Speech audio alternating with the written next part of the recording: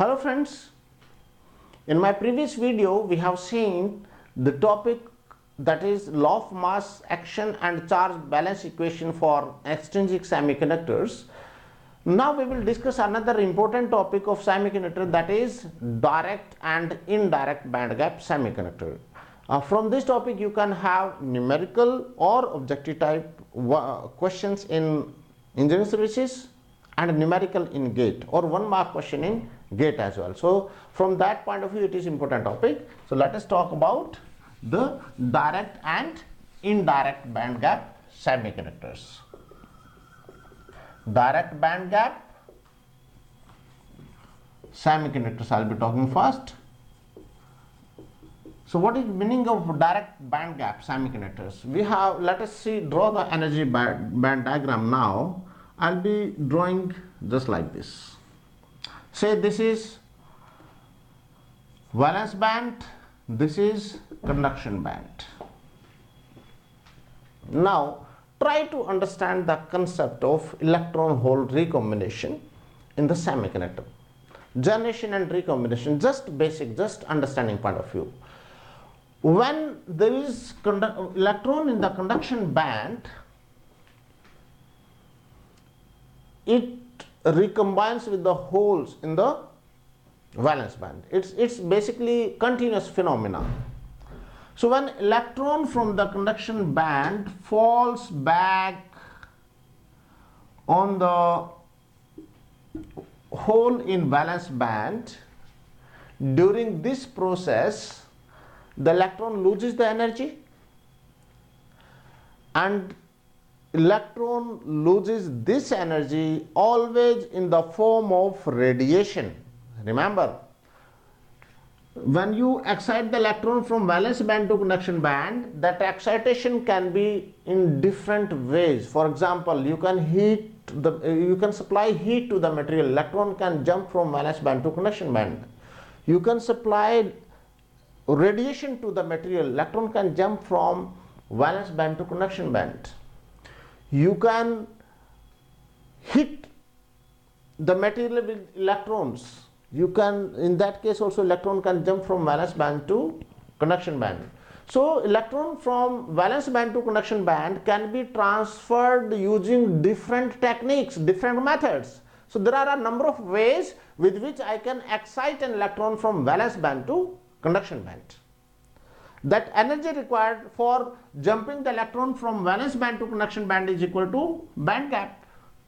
So by heating the material, by heating the material, by illuminating the material, by bombardment of the material with electrons or X-rays and alpha particles and so on, there are different ways, there are different methods. But when electron falls back from conduction band to valence band, there is only one way of emission of energy, losing of energy by the electron. That energy is equal to the band gap, and that energy is always lost in the form of radiation. So when electron jumps from conduction band to valence band, this is always lost in the form of radiation, light or radiation, whatever. Fine. So when electron jumps back from conduction band to valence band, directly it will lose its energy and it will lose its momentum. So during this process, or this process of recombining the electrons from conduction band to valence band directly, is called direct recombination. And the semiconductors exhibiting direct recombination are known as direct band gap semiconductors. Most of these semiconductors are used for light emission, radiation emission. Why? Because when electron jumps from conduction band to valence band, it emits the radiation. So these semiconductors can be used for radiation. And the most common example of direct band gap semiconductor is the compound semiconductor gallium arsenide. There are number of examples. I'm just giving you one example because there are a lot of questions in engineering services, especially on this. Okay, which of the following is the direct band gap semiconductor? And you will find one of the option, that is gallium arsenide. But there are a lot of materials nowadays used for emission of radiation, maybe infrared radiation, maybe light, that is LED. Direct band gap materials are used for fabrication of LEDs and emission of infrared radiation. Gallium arsenide is the most commonly used material for LEDs, you can say. Now, next, when electron emits the light, we know what is the energy carried by that. This light will be carrying the energy equal to the energy lost by the electron. So the energy carried by the radiation is equal to H into nu. Nu is frequency, that is frequency, or I can write this is equal to H. What is the frequency of light? That is c by lambda. C is speed of light, lambda is wavelength of light. So H equal to c into lambda, and that must be equal to what? This is the energy of what? Energy of light radiated, and that is must be equal to what? Band gap is equal to band gap of that semiconductor. So this is equal to band gap. So here I'll say the band gap of semiconductor must be equal to the energy carried by the radiation. Fine.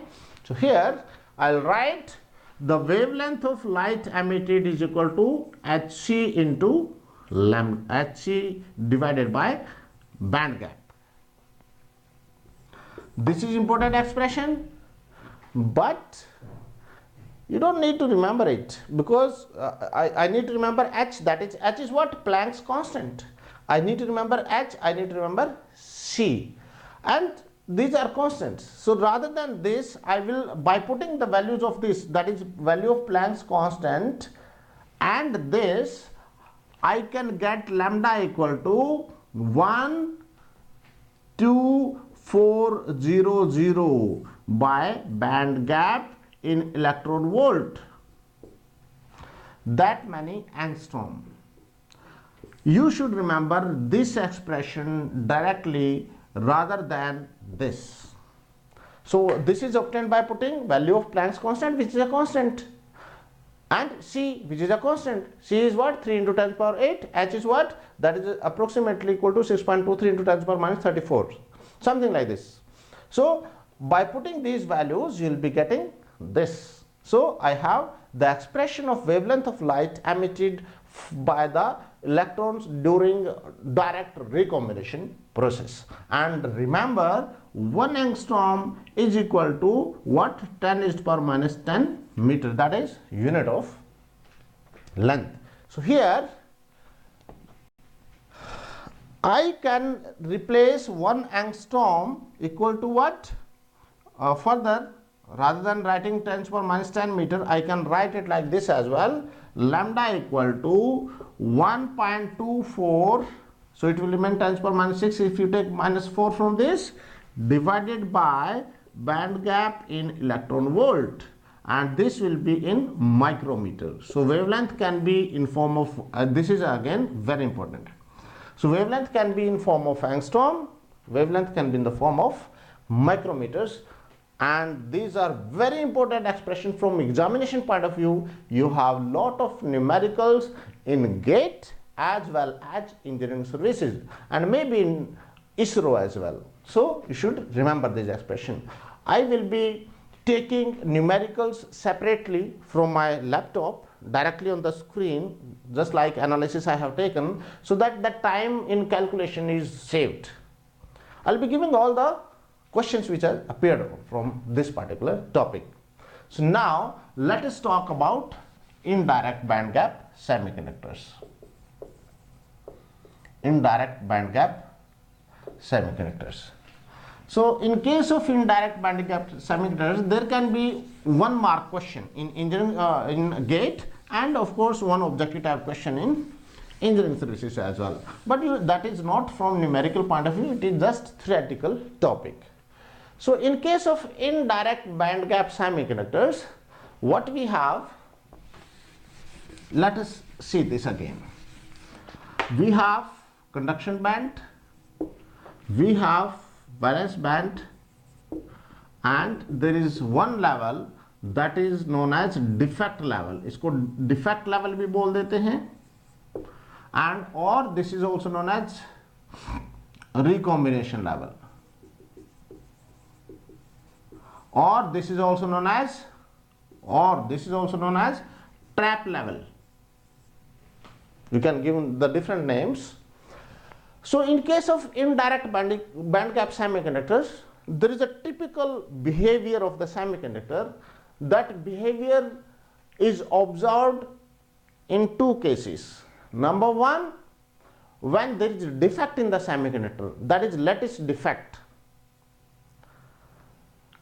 Your atoms are not arranged in crystallized form. There is some defect in the material. Number 2, there is some impurity of metal inside the semiconductor, like zinc, manganese, copper, gold.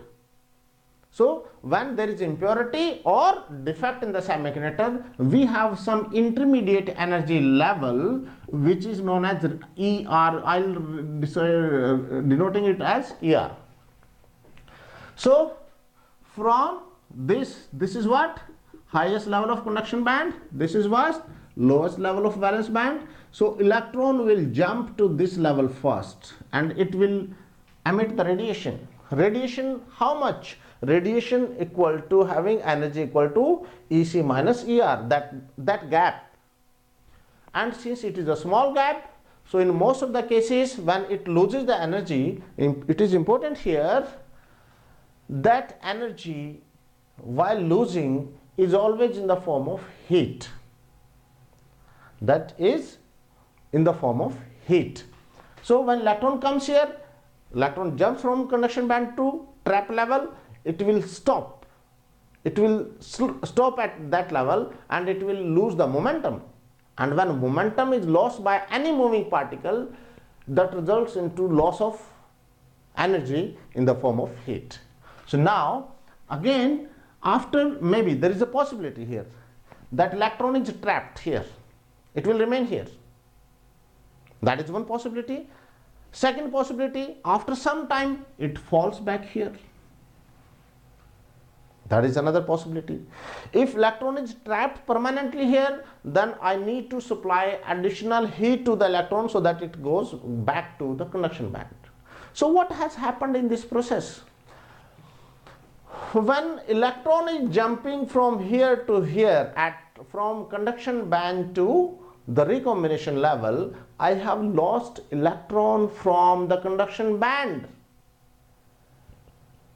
but it has not recombined with the hole in the valence band. So what has happened? I have lost one electron, but holes are same. I have lost one electron from here, but holes are same. So that process of jumping of electron from conduction band to this intermediate level, that is temporary level, recombination level, that process is known as electron capture. Electron has been captured.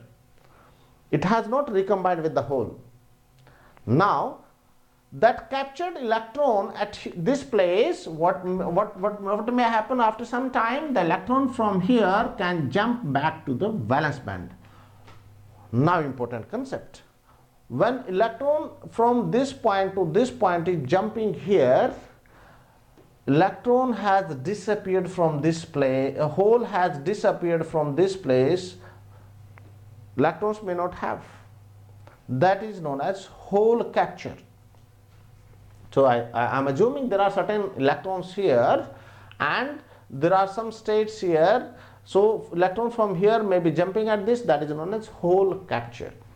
So my dear friends, when electron jumps from conduction band to the intermediate level, that is known as electron capture. When an electron jumps from intermediate level to the valence band, that is known as hole capture.